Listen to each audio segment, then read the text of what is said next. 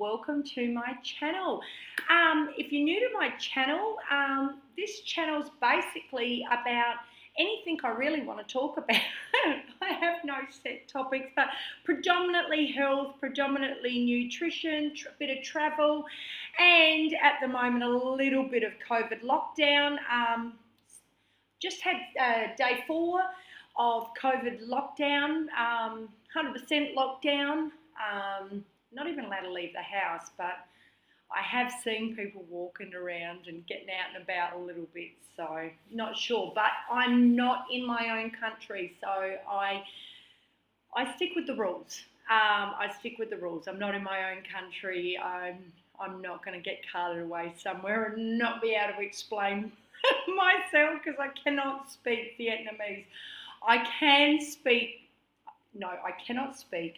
I can put a few sentences together and I know a few words and I can pick up a little bit, not much. But the point of the matter is what I say most of the time they can't understand me anyway because it's a tone language, and if you can't get that tone, they can't get it. And it's amazing because they say things to me in English and I can pick it up. Like I can pick it up from what they're saying. And I'm saying something and they'll be like, huh? And then I'll write it down there, oh, and they'll say the word. I'm like, yeah, that's what I said. Anyway, enough of that. Today I'm going to talk about a topic. I got a question today from a girl, so I thought, you know what, that's going to be my topic for today. Anyway, hello, how do you stick to raw? I've been trying for a year and to do it 100%. I find it so difficult. I become moody, feel like I'm missing out on life and all the amazing foods and restaurants. Ha ha. She wrote ha ha. And lifestyle. I get mood swings and withdrawal effects. Okay, and she said she's trying to do it because she has candida. Okay, look, I get it. 100%, I get it. Okay, for those who don't know, I have a free book, 10 reasons why people fail on a raw vegan diet, and I will put the link in the description and you can click on the link and subscribe to that book for free. And I've also got a free menu plan in there on being raw. But let's talk about the topic. Okay, look, this is so common.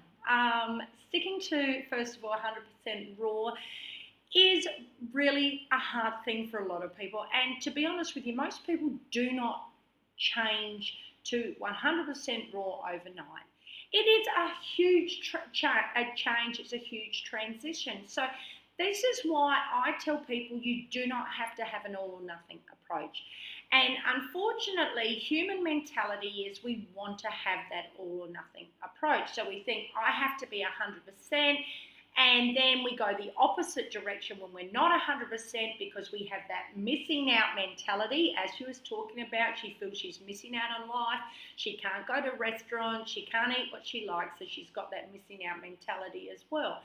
And that then leads you to say, oh my God, I'm now not 100% raw. I'm going to eat everything in sight. And this happens so often. I've been running raw vegan forums for many years.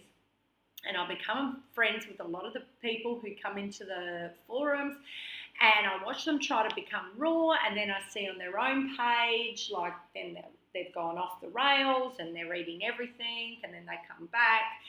And look, instead of having that all or nothing approach, why not do the best you can? Look, the thing is, eat as much raw as you possibly can. I always suggest to people, first and foremost, just concentrate on breakfast first. Breakfast is a really easy meal for most people to eat raw. You wake up first thing in the morning, you have fruit, you have leafy greens with it, and it's easy. And you're not in the morning waking up going, oh, I really wish I had that. You just don't really think about it, in my experience and in my opinion. So that is the first thing I recommend to people. After that, let's say it's lunchtime, start crowding your plate out. So maybe have a huge salad, maybe have 1 or 2 pieces of fruit, and then have whatever you normally have for lunch. and then do the same sort of thing at dinner, and then slowly but surely start incorporating more and more raw until it becomes part of your lifestyle. I would say to people who want to become 100% raw overnight, I ask them, if you have, like me, I'm a left-handed and I clean my teeth with my left hand. If I all of a sudden had to start cleaning my teeth with my right hand, that'd take me a long time to adjust to, because I'm 43 years of age. I have been cleaning my teeth with my left hand for that many years. So to all of a sudden have to make that switch, it's that big changeover. Your eating habits you have developed for so many years. So to all of a sudden just think you're going to go like that, and especially to such an extreme change in your diet. I mean, so many people come in and say, oh, but I've been vegan, so it shouldn't be a big difference. Of course it's a big difference. Going from like meat eater to vegans, well, for most meat eaters, they're probably going, hang on, I think it is a bit hard. But it's not the same. I mean, if you eat a hamburger, you could just change it and have a vegan patty and still have a hamburger, so to speak. You all of a sudden go raw and everything's completely different. And I assure you, a raw pizza is never going to taste like any pizza you're going to have. It's completely different. So it's big changes that you're making to your lifestyle. So if you take your time and you slowly start creating yourself, you're not going to have that all or nothing approach. You're just slowly weaning yourself in, and I assure you, you'll want to have more raw foods because your body will thrive with them and you'll start to feel good having them, so they'll still become a big part of your life. And the fact of the matter is, if it takes you the rest of your life and you never become 100% raw, it's not the end of the world if you are starting to incorporate more and more healthy foods into your diet. I would much prefer somebody to be eating more raw food in their diet than eating 100% raw for 3 days and then going off the rails and eating everything in sight. Instead, eating a whole foods diet and incorporating more and more raw food as you go and maintaining a healthy lifestyle. So that's it's a huge difference between the two. Okay, the next thing she said, she feels moody. For me, straight away when someone says they feel moody, they feel agitated, it tells me you're under eating. And that is the number one reason people do fail on trying to be 100% raw. People don't understand the sheer volume required in order to be raw. I mean, I've had people say to me, you eat like a horse. And, when you're eating big bowls of salad and big bowls of fruit and stuff, though, you aren't going to get all that your body needs. However, if you are not eating enough, you are going to start getting moody. You're going to probably feel anxious. I know when I undereat, I get anxiety, and that's because there's so much pressure being put on my adrenals, and then I end up with anxiety. So it's essential to eat enough.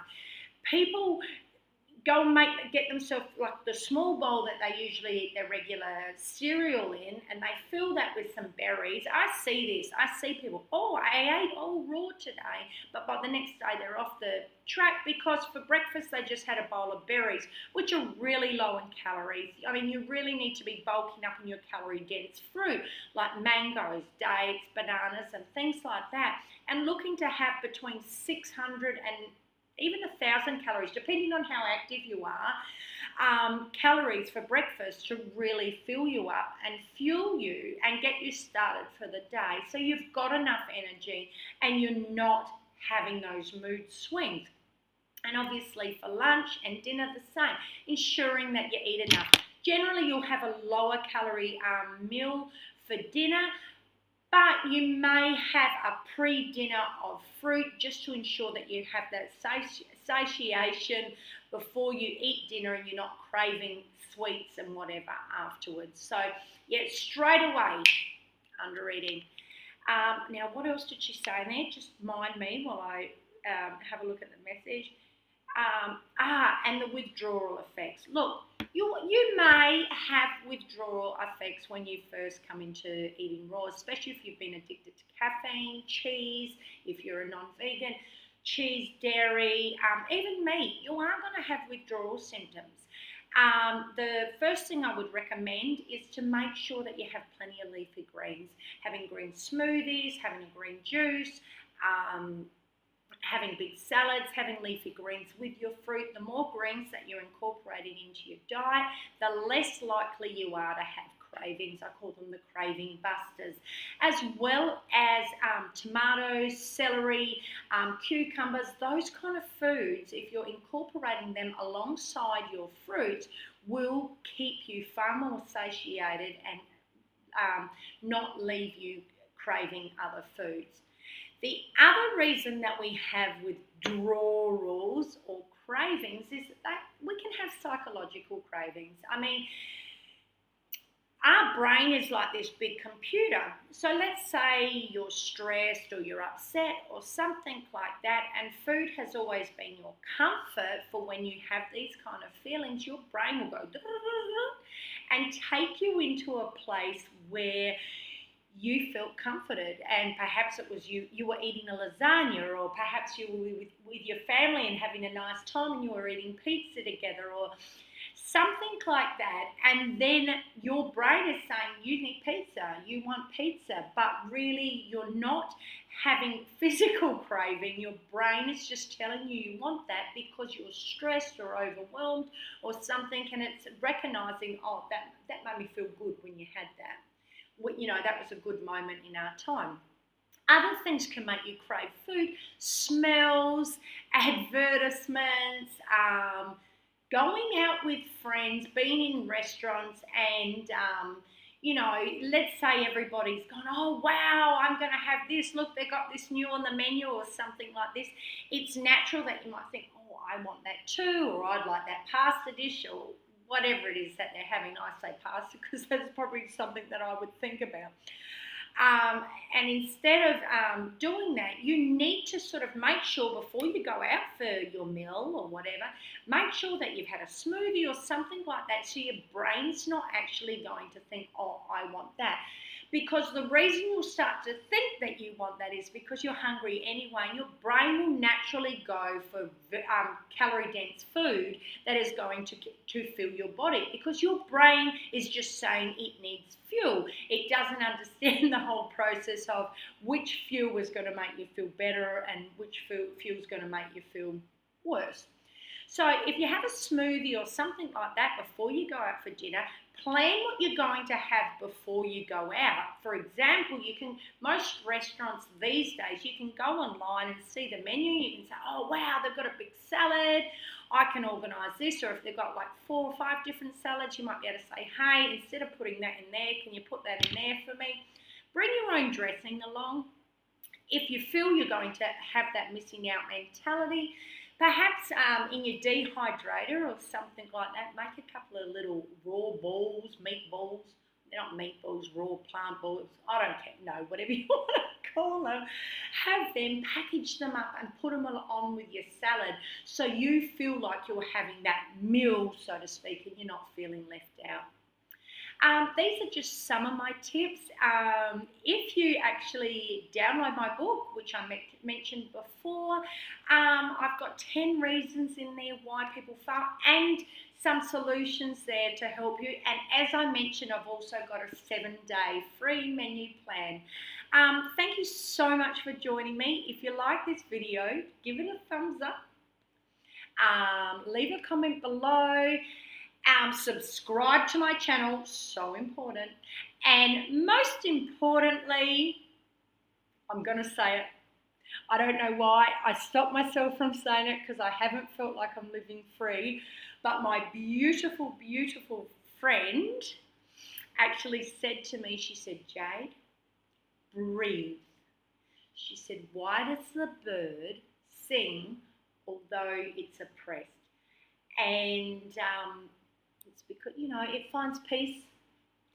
And even though at the moment I'm in lockdown, I'm allowing myself to sing. And so love life, live free. Bye for now.